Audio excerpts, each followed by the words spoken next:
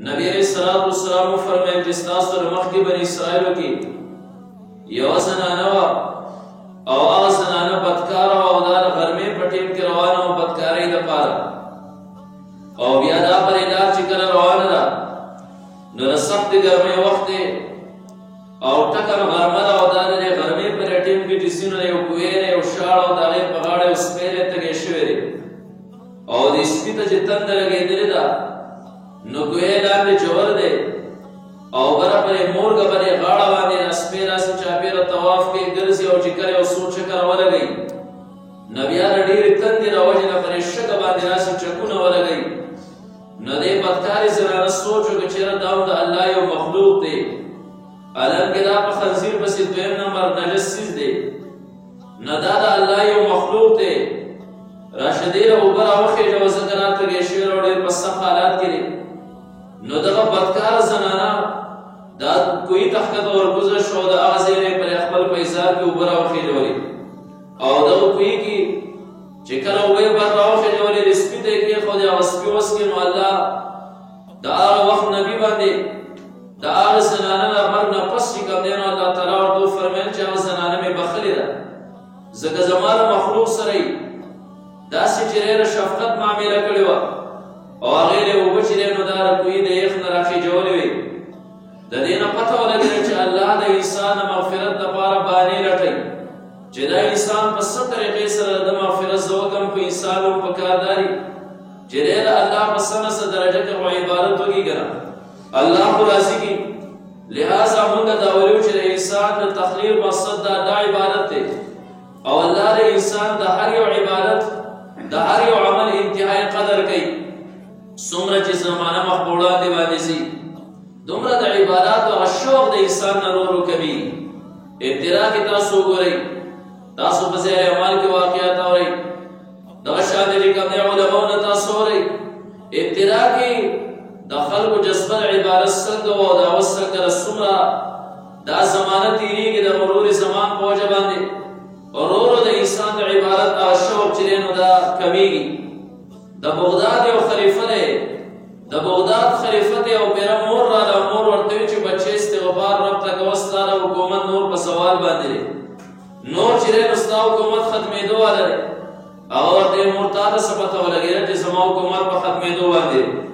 نو هغې عجیبه خبره وکړه وی زما کور ته د تهجدو په ټیم باندې د محلې زنانه راغونډېږي او موږ تهجد کوو نو د نن نه هغه اړې ته به چې کوم د تهجدو لپاره زنانه مسلسل راتلې د پښمني په ټیم باندې د هغې تعداد د 100 نه زیات و نن چې ما هغه زنانه وشمارلې چې تهجدو له دا راغلی وې د هغې تعداد 80 و ما ته پته ولګېده چې ورو ورو د عباداتو هغه شوق د انسان نه ورو ورو وتو والی دی او ستا حکومت نور په خطره کې دی لہذا الله طرف ته رجوع وکړه د دې نه اندازه ولګېده چې مخکې د خلکو عبادت څومره شوق عبادت شوق د انسان په زړه کې به دا خو د هغه دور خبره ده چې نور کله به 100 زنانه تهجدو له راځي او نن 80 زنانه رالې هغه زنانه ته یره پیدا شوه او نن بیا تهجد موږ پېژنو چې تهجد وایي څه شي ته بلکې د سهار لمونځ چې انسان وکړي نه ځان ته لوی بزرګ وایي چې زه به د سهار لمونځ چې نو دا ما ادا کړم اول خلک تهجد پېژني نه بلکې د کمال سره هغه دی چې د سهار مانځه ته راپاسي موږ پرې الله شکرونه ادا کوو خدای مانځه ته د سهار راپاسولم او بیا بعضې خلکو چې کوم دی یو د سهار لمونځ ته راکړه او کوم خلک چې د سهار لمونځ کوي نو هغه د تهجد هغه نوم چې دی د سهار لمونځونه ورکړه ځکه تهجد دی ته ویلی شي چې دا بین النومین د دوو خوبونو په منځ کې نه کوم خلک چې ځان ته لمونځګزاره او د سهار لمونځ نه راپاسي هغه د سهار لمونځ نه د تهجد لمونځ جوړ کړو د خوبه راپاسي او لمونځ وکړي او بیا ودرې شي نو دا هم بین النومین شو د دوو خوبونو په منځ کې چې کوم دی نو دا لمونځ شو بهر کې تهجد څوک پېژني هم نه د دې نه مخکې تاسو کتابونه مطالعه کوئ کتابونه ګواري چې مخکینی دور کې د الله د عبادت څومره جذبه وه ښځې او خاوند به شپه تقسیم کړه ښځې به وایي زه به اوله حصه کې د الله عبادت کوم ته وده شه او بیا به زه په نیمه شپه کې تا راپاڅومه بیا به زه وده شم د الله عبادت په تګې خلک به یېرېدل چې زمونږ کور چې تراسې ټیم رانشي چې د عبادت نه هغه ټیم وزګارې او فارغه وي د الله عذاب او نه وسط چېرته زمونږ په کور باندې رانشي نو خلکو باقاعده ټیمونه تقسیم کړی و نه شپه ورځ کې به د الله عبادت په دې طریقې سره کوو اوس چې کوم دی هغه شوق د عبادت ختم شوی او د انسان د تخلیق چې کوم مقصد و هغه مقصد انسان یې ورکړی دی. نن د انسان سوچ دا دی چې زما د تخلیق مقصد دا دی صرف دنیا ګټل، زما د تخلیق مقصد دا دی صرف خوراک او څښاک کول یا ښه لباس چې کوم دی نه اغوستل، دا د تخلیق مقصد نه دی. دنیا په هر طریقې سره روانه نه تېرېږي. ستا مقصد دا و چې ته د الله تعالی عبادت وکړې. مخکې دور کې هغه خلک آزاد خلک خو لا یو طرف ته کا، هغه خلک چې دا به حر نه و بلکې رق او غلام په تصور کېده، هغه به د خپل آقا د خدمت سره سره ځکه غلام دا د خپل آقا د خدمت نه نیوزګار د هغې سره سره د هغې پابندۍ او د هغه جیل د هغه زمانې د تېرېدو سره سره د الله یې داسې عبادتونه کړي چې خلک ورته انګوش بدندان دي چې ربه دې خلکو به چې دا و غلامان او د هغې سره سره وی د خپل لایق د کور کارونه هم کول او بیا یې د رب څنګه عبادت کړی دی. یو بزرګ وایي زه مېلې ته لاړم ما وینځه واغسته او کله چې ما وینځه واغسته کور ته مې راوسته بهر کیف تفصیلي واقعه ده. ما چې کله وینځه کور ته راوسته نو بیا دا د ورځې چې دی په دې کور کې ګرځېدل ګرځېدل ماسخوتن شو. کله چې ماسخوتن خلک وده کېدو والا شو نو دې وینځي زما نه تپوس وکړه وایي زما نور خدمت شته او که زه فارغه شوم ما ورته ویل بچیا ته فارغه شو د دې نه اخوا خوب وکړه انشاءالله سهار چې راپاڅې بیا د کور کارونه دي لوښي لرګي ځای جارو کول دې وایي صحیح ده. زه لاړم اوده شوم او دغه وینځه چې دی نو دا عبادت باندې ودرېده او دا چې دی نفلو کې الله تعالی کلام وایي او تلاوت کوي سهار سهاره پورې دی چې دی نو دا نوافل خپل تهجد یې پوره کړل او بیا سهار د خپل رب سره په مناجاتو باندې را د خپل رب سره چې دی نو خبرې کوي او خبرو کې دا جمله وي وی ربه په هغې محبت مې قسمي کم محبت چې ستا زما سره دی ربه زما بخشش وکړې ما له سزا چې دی نو دا مه راکړه او زما مغفرت وکړې. آقا وایي ما ورته غریب غونته کې راوړستنې نه آواز وکړه چې راته څه کې داسې مه وایه چې ربه په هغې محبت مې قسمي کم محبت چې ستا زما سره دی نری څه پته لګي چې ستا سره د الله محبت شته او که نشته. داسې ووایه چې په هغه محبت مې قسمې کوم محبت چې ربه زما ستا سره دی ځکه ستا د رب سره محبت دی نو ته ورته ټوله شپه ولاړه وې او د هغه سره دې مناجات وکړې او په راز کې ټوله شپه چې دی نو دا تېره کړه ماتې کښېنه په ارام ړستن واغونده وده شه ته په دې کې خبرې مه کوه که هغه رب زما سره محبت نه وې ما قسم اوس نه دی خوړلی که د هغه زما سره محبت نه وې زه به ټوله شپه خپل عبادت ته خپلې مخې ته نه ودرولم او که دغه شانتې ستا سره محبت وې ته به یې چې کوم دی نو وده کولی نه ته به یې راپاڅولی وې او خپلې مخې ته به یې ودرولی د عبادت توفیق به یې درکړی و. همدغه شانتې یو واقعه چې کوم دی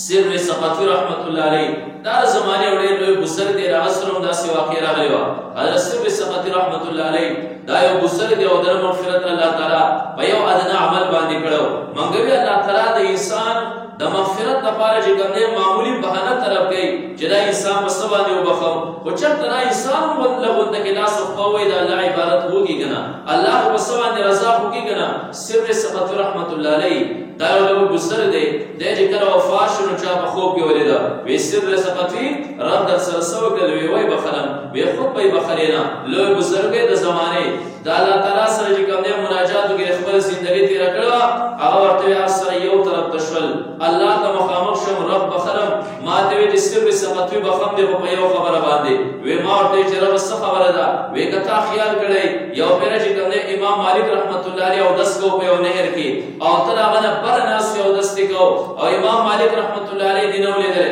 سم چې تا ولې د تا د اودس پوره کړی نه و ته فورا راپاڅېدې چې د امام مالک رحمت الله علیه غونته عالم او زما استعمال شوده اوبه په هغه باندې ورځي هغه بیا تا اودس کوي تا فورا انا لله و انا الیه راجعون وې راپاڅېدې لاړې د نر کوڅ سر ته کېناستې چې د امام مالک رحمت الله علیه نه هغه اوبه ستا اوبه په هغه باندې بیا نه ورتلې بلکې د هغه استعمال شوده وخت ستا طرف ته را روانې وې نو په دې خبره باندې مې بخلی چې تا د یو عالم دومره خدمت کړی دی او ستا په زړه کې د یو عالم دومره چې نو توقیر او عزت و په دې مې بخلی.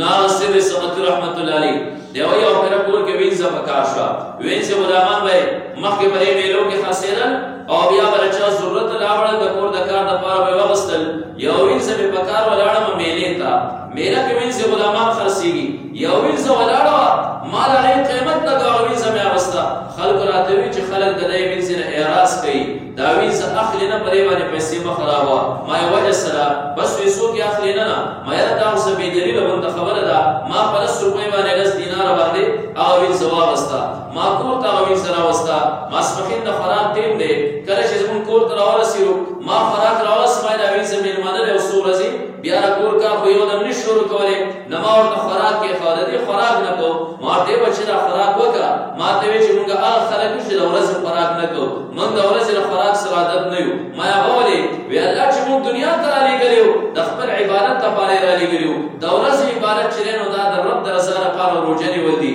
لہذا مونږ عادت نه یو چې کوم رب مونږ تخلیق دا عبادت لپاره کړی. زموږ زندګي خو روانه ده، زموږ زندګي خو روانه ده. د دې څه پته لګي چې مونږ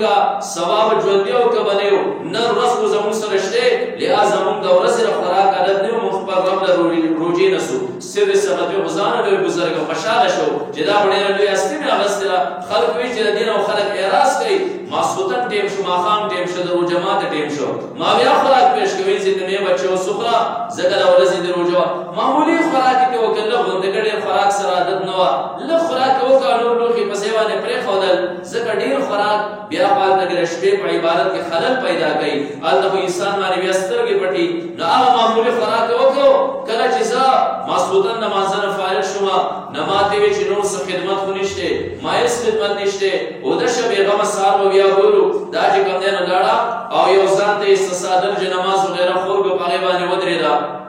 نوافل شروع کړل. سر سمت یو بخپله بزرګه د زوی ستلی وم خپل خلوت خانه کې ناست وم، کمره کې ما ځانه د الله عبادت کوو. د شپې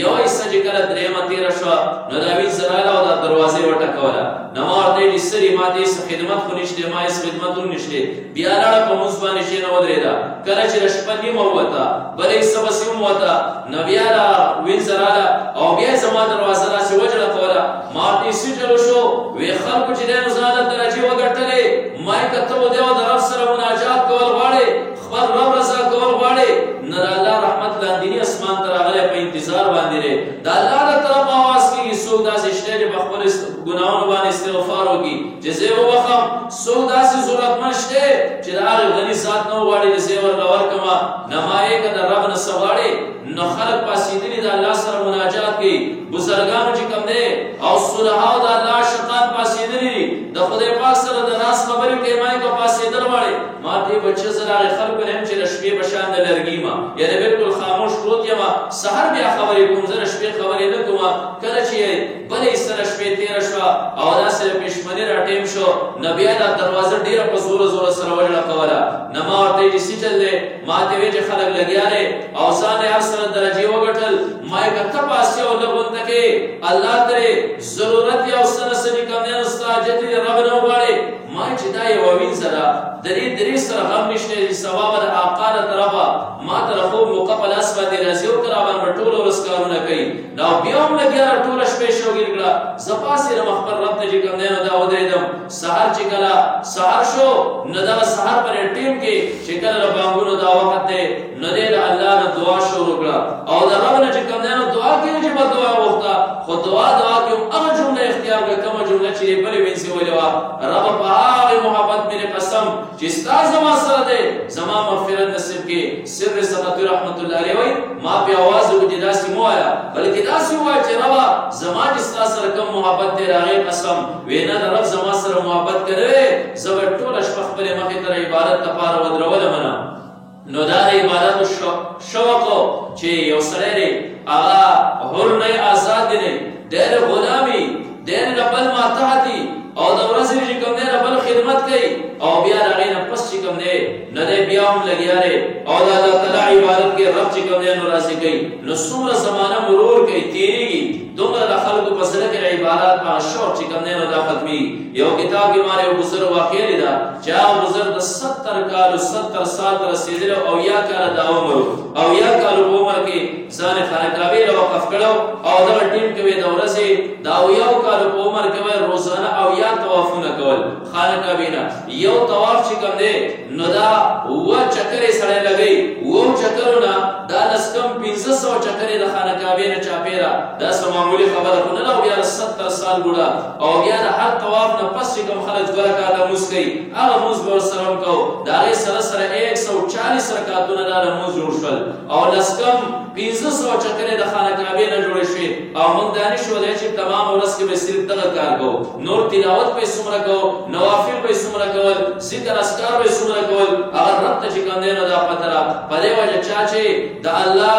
الله د عبادت هغه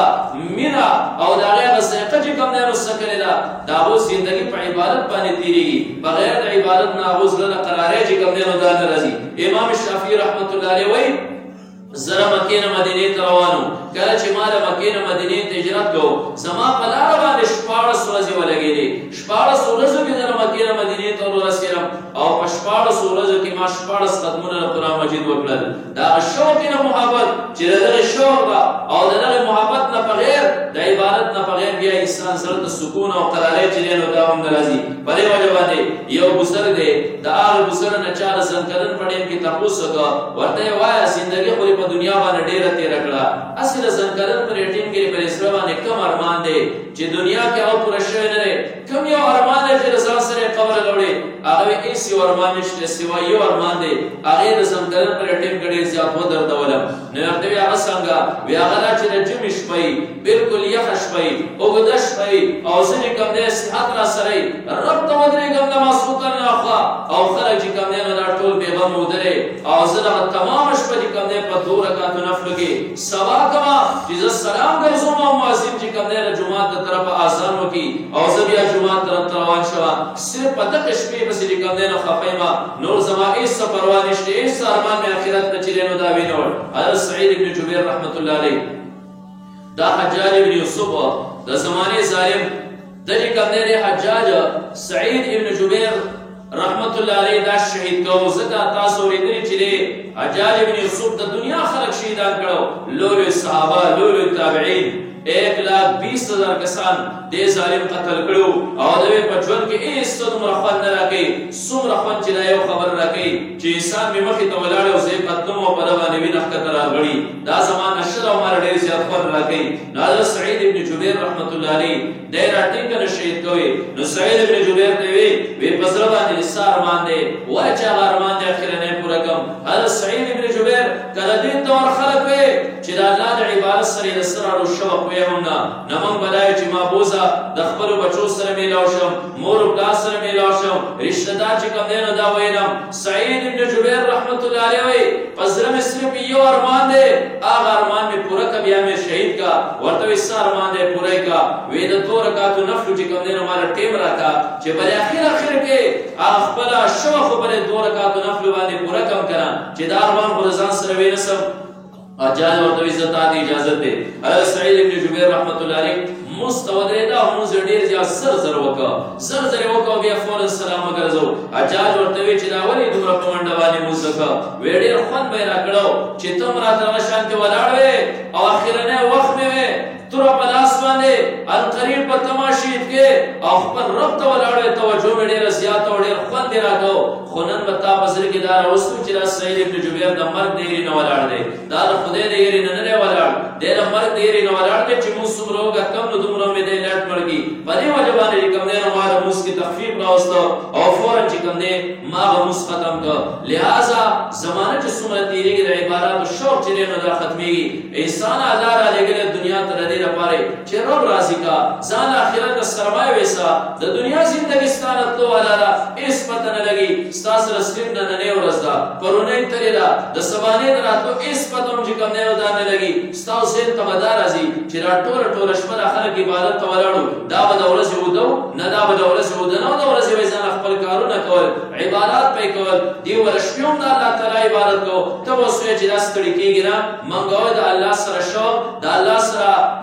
سره مینه او محبت دا داسې شی دی چې انسان ستړی کېنه ستومانه کېنه. لکه مثال په طور زه به تاسو ته یو مثال درکړم. یوه زنانه ده، د هغې زنانه صرف یو زوی دی، هغه زوی په ده باندې ډېر زیات ګران دی په دې زنانه باندې. هغه زوی تللی سعودي ته، سعودي کې 8 کاله هغه تېر کړل، یا بل ملک ته تللی دی، یا خدا نخواسته ورک شوی دی، بېدرکه شوی دی. او دغې زنانه نن په کور کې دا خبره وکړه چې تاسو له ماسخوتن لمونځ وکړئ او شور به نه کوئ. زما په سر باندې هم درد دی، زما تبه هم ډېره زیاته ده، ماله زړه مې هم خرابېږي. صرف چې کوم دی له ماسخوتن د لمونځه پورې ځان په څه طریقې سره راټینګومه چې د دې نه مخکې اوده نه شم، ځکه له ماسخوتن لمونځ به قضا شي. د هغې نه اخوا به شور نه کوئ. ما پرېږده چې زه د هغې نه پس اوده شم، ځکه په سر درد دی، بدن چې کوم دی نو تبې نیولې دی، زړه راته خرابېږي. او دا زنانه لمونځ وکړي ولاړ شي، دا کټ ته ور پرېوځي، ځکه بیماره ده. دغه ټیم کې ماشومان شور نه کوي، ځکه زنانه ته تکلیف وررسي. فورا دروازه کې اعلان وشو، اواز وشو چې هغه زوی دی د سعودي نه راغی، هغه زوی دی د امریکې نه راغی، هغه ورک شوی زوی چې کوم دی نو ستا راغی، هغه په جیل کې چې بند دیوال و، هغه بچی دی را خلاص شو، آزاد دی شو. نو تاسې به ایمان وایي هغه زنانه خوب کولی شي چې پرېږدوئ چې زه اوده شم، زما په سر باندې درد دی. فورا به یې د کټه را دنګلي بچي سره به ناست دی، سهاره پورې ته اوده شه، ستا خو په سر باندې درد دی، ستا خو تبه ده، ستا خو جسم چې کوم دی نو خراب دی. دا به وایي چې د زوی د راتلو سره د سر درد هم تللی دی، د جسم نه بیماري هم تللی ده، زما چې زړه خرابېدو هغه تکلیف هم زما تللی دی، ځکه د بچي سره یې محبت دی او شوق دی، د دې بچي سره د مور عشق دی. نه که چېرته کې د رب سره زموږ عشق پیدا شوی، بیا به دا نه چې ما د شپې خوب راځي، دا نه چې خوب مې زورور دی، سهار تهجدو ته پاڅېدی نه شم، دا نه چې سهار زما یخني کېږي. د عشق په بنا باندې نه به ستا جسم ته بیا یخني لګي، نه چې کوم دی نو ستا جسم به دردونه کوي، نه به ستا خوب چې دی نو دا زوروري، نه به ستا سترګې چې دی نو دا پټي نه به غړېږي. دا هېڅ به هم نه، خو که د رب سره زمونږ لږ هغه مینه پیدا شوه. تاسو وګورئ دنیا کې د هر یو انسان د دنیا سره مینه ده، د دراهمو دنانیرو سره زمونږ مینه ده. نو بیا د دغه وجې نه د شپې څوکیداري موږ په خوشي بازار کې کوو، ټول بازار چې نو خالي دا پروت دي، بلکل چې کوم دی د خلکو اوازونه دی، صرف د سپو اوازونه دی. بیا موږ له شپې خوب هم نه راځي، ځکه موږ ته پته ده چې د شپې 1000 روپۍ راکوي، 1500 روپۍ راکوي، 2000 روپۍ یا 1500 روپۍ راکوي. د مال سره زموږ محبت د شپې نه خوب دی، نه یخني ده، نه د بدن درد او تکلیف دی. بلکل چې کوم دی نو موږ تر سهاره پورې څوکۍ کوو. که نه تاسو وګورئ د شپې که تاسو چېرته کې تلئ، کوم پمپ ته تاسو ورشئ، ګاډي ته تیل ور اچوئ، چېرته به دا نه چې تاسو دروازه وټکوئ، پمپ والا ودرې ناستې وږي کسان ناستي، بس تا ګاډی ودرولی دی، کسان راورسي. ولې مزدوري خپله اخلي، دیاړي خپله اخلي، ځکه د مال سره زموږ محبت دی. خوب نشته، که خوراک دی نو خیر دی، خوراک باندې هم زموږ پروا نشته، هېڅ څه باندې پروا نشته، او صرف دنیا سیره شي. که دغه شان د خپل رب سره زموږ څه نه څه درجه کې محبت پیدا شوی، رب لره عبادت کول دا بیا ډېر اسان کار دی. نه به بیا د بدن تکلیف وي، نه به خوب وي، او نه به یخني او نه به ګرمي. لہذا مسلمان ته پکار دی چې دی هغه خپل د تخلیق مقصد وپېژني چې رب دې دنیا ته زه څه له رالېږلی یم. په دې وجه الله تعالی چې کوم دی په هغه عبادت باندې ډېر زیات خوشحالېږي، کوم یو عبادت چې د شپې په خلوت کې یو انسان الله طرف ته کوي. ځکه الله تعالی قرآن مجید کې د صالحینو چې کله صفات فرمایي، الله فرمایي کانوا قلیلا من اللیل ما یهجعون وبالاسحار هم یستغفرون. د شپې به دوی لږ غونته کې خوب کوو، نور به عبادت کوو، او چې کله به سحر شو نو په خپل عبادت باندې به استغفار کول چې رب د عبادت چې کومه طریقه زموږ نه ادا نه شوه، د عبادت چې کوم حق رب زموږ نه ادا نه شو، نو الله په هغه عبادت باندې خوشحالېږي چې کوم د شپې په خلوت کې وشي. اوږدې اوږدې شپې دي، سهار که تاسو 4:30 بجې هم راپاڅئ، 5 بجې باندې هم راپاڅئ، نو هغې کې هم چې کوم دی هغه د رب سره خپل مناجات کولی شئ، تهجد یو څو رکعته چې کوم دی نو کولی شئ. الله په دې باندې ډېر زیات خوشحالېږي. الله په قرآن مجید کې د عباد الرحمن خبره کوي چې زما خاص بندګان څوک دي. الله په هغې کې فرمایي والذین یبیتون لربهم سجدا وقیاما. عباد الرحمن د الله خاص بندګان هغه دي چې الله لره شپه شوګیرئ، کله په قیام کې او کله په سجده کې. الله فرمایي 43مه سپاره سورې زمر کې الله تقابل د انسانانو راولي چې آیا دا او دا برابر کېدی شي، عالم او جاهل برابر کېدی شي. هلته الله فرمایي امن وقانت آناء الليل ساجدا وقائما. آیا هغه کس برابر کېدی شي چې چې د شپې عبادت کې کله په سجده کې او کله په قیام کې د هر چا برابر کېدای شي چې د شپې قیام نه کوي الله تعالی د اهل کتابو چې کوم دی کله سم بیانوي نو الله د بعضې اهل کتابو یهودو هغه صفت هم فرمایي الله فرمایي لیسوا سواء من اهل الكتاب امه قائمه آناء الليل وهم يسجدون دا ټول برابر نه دي پر اهل کتابو کې داسې خلک هم دي چې د شپې په سجده کې الله تعالی ته ولاړ دي د قرآن تلاوت کې په تهجد کې او دغه شان د سجدې چې کوم دی نو دا لګي الله د صالحینو تعریف بل ځای کې کوي سورې سجده کې الله فرمایي تتجافى جنوبهم عن المضاجع د دې ډډې چې کوم دی نه کټونو نه د بسترونو او د خوب د ځای نه چې کوم دی نه جدای د الله تعالی عبادت کوي لہذا پرې وجه باندې انسان له پکارداري د خپل تخلیق مقصد وپېژني انسان دنیا ته الله را لېږلی صرف د دې خبرې دپاره را لېږلی چې د الله عبادت چې دی نو دا تاثیر کې الله دې زموږ زندګي په خپل عبادت کې تېره کړي الله دې زموږ په زړونو کې د خپل عبادت هغه شوق او مینه چې کوم دی نو دا پیدا کړي الله دې د غفلت د خوبونو نه زموږ زندګۍ له نجات ورکړي واخر دعوانا الحمدلله رب العالمین